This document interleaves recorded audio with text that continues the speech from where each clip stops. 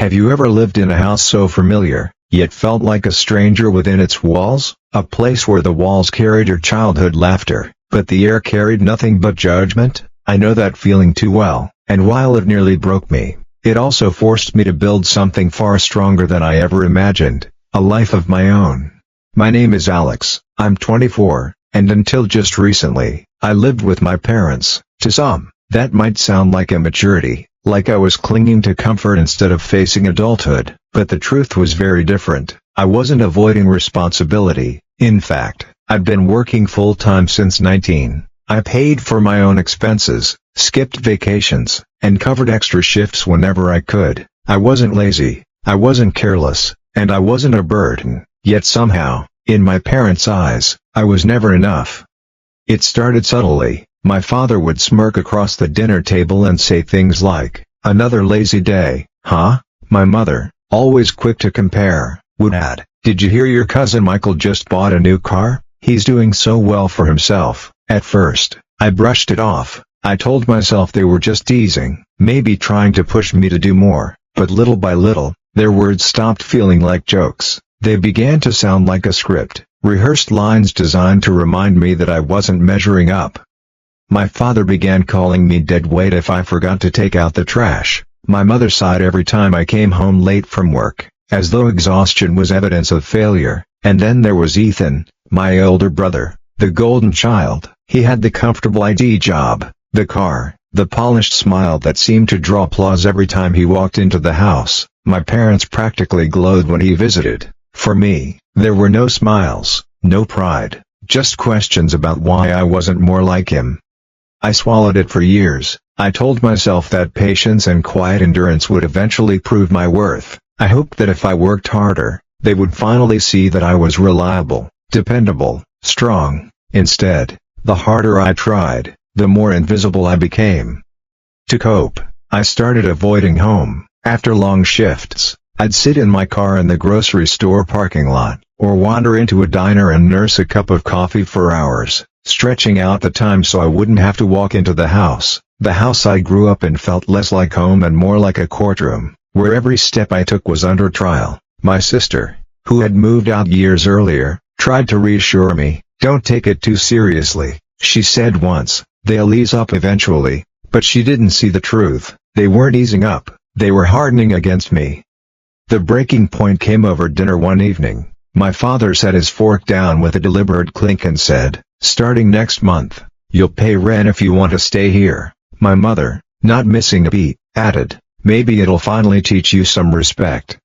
I froze, my chest tightening. It wasn't about the money. I could afford rent. It was about the message. After years of working, saving, and carrying my own weight, I was being framed as a parasite in my own home.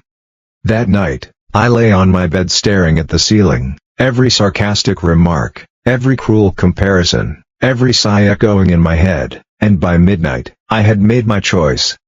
I packed quietly, just clothes, my laptop, and a few essentials, no goodbyes, no explanations. By the time dawn broke, I was gone. I stayed with a friend for a week, ignoring the constant flood of calls and messages lighting up my phone. When I finally answered one, my father's voice thundered through, "Alex, why is your room empty? Where are you?" I didn't hesitate. "You told me I was dead weight. Consider me gone," I said, and hung up. The backlash was immediate. My mother left long voicemails layered with guilt. "If you don't come back, Ethan will take your room. Don't throw your family away." Ethan himself texted smugly, "Maybe if you acted like an adult, none of this would have happened." Reading those words, I realized it wasn't just that they had pushed me out, they had already replaced me. When I finally returned to collect the rest of my belongings, the truth hit me harder than I expected. My room was gone. My posters stripped from the walls, my desk and bed cleared out, replaced by Ethan's moving boxes. On top of them sat a note in my mother's neat handwriting, "Ethan's room." My life had been shoved into boxes and crammed into the garage like clutter.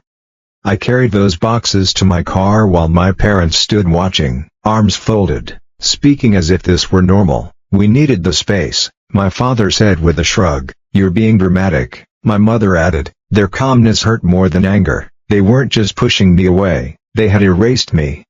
That night, sitting cross-legged on the floor of my friend's apartment, I let myself cry, not just over a room, but over the illusion that patience and sacrifice could earn me love. I realized that no matter how much I gave, it would never be enough for them. But after the grief came clarity. I stopped waiting for their approval. I stopped hoping they'd change. Instead, I turned inward and began building something they couldn't touch. I worked longer hours. I cut every unnecessary expense. I saved like my life depended on it. No splurges, no distractions, just focus. Slowly, work began to notice. I trained new hires, stayed late, and volunteered for every challenge. Promotions followed, raises came. With each paycheck, I built a cushion that was mine alone.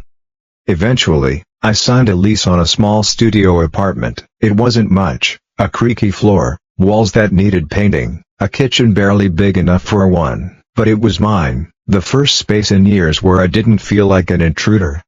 And then came the revelation that changed everything. My sister casually mentioned that my father had refinanced the house to fund Ethan's business venture. Suddenly, everything clicked. The rent demand, the pressure, the guilt. It hadn't been about teaching me responsibility, it was about covering for Ethan. I wasn't their son, I was their safety net. That realization hardened me. I separated my finances completely, moving everything into private accounts. I built walls no one could breach. Independence stopped being an aspiration, it became survival.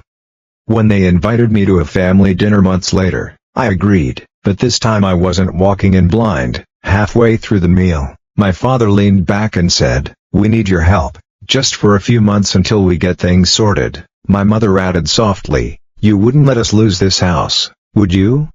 I pulled out my phone and slid it across the table, open to the group chat where they had called me dead weight and threatened to give away my room. "You wanted me gone," I said quietly. "Now I am. I've built my own life. I'm not your backup plan."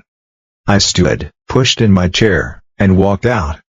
That night, I sent one last message to the family chat: "Please don't contact me unless it's an emergency. This isn't punishment, this is peace." For weeks, messages poured in, anger, guilt, bargaining, but I stayed silent. Months later, my sister called, laughing as she told me that a pipe had burst in Ethan's room, flooding it. My mother muttered, "If Alex were here, this wouldn't have happened." But for once, I felt nothing but freedom. Today, I live in a bright one-bedroom apartment, advancing in my career, building savings, and living on my own terms. One afternoon, I drove past the old house and saw a for sale sign planted in the yard. I sat in my car across the street for a moment, not with bitterness, but with finality. "You wanted me gone," I whispered, "and now I truly am." Then I drove away, toward a life I had built entirely for myself. I didn't just lose a room, I lost the illusion that family would always protect me, but in that loss, I found something stronger. I found myself. And maybe that's the real lesson. Sometimes the people you think will hold you up are the very ones who push you down, and sometimes, walking away isn't weakness, it's the first step toward freedom.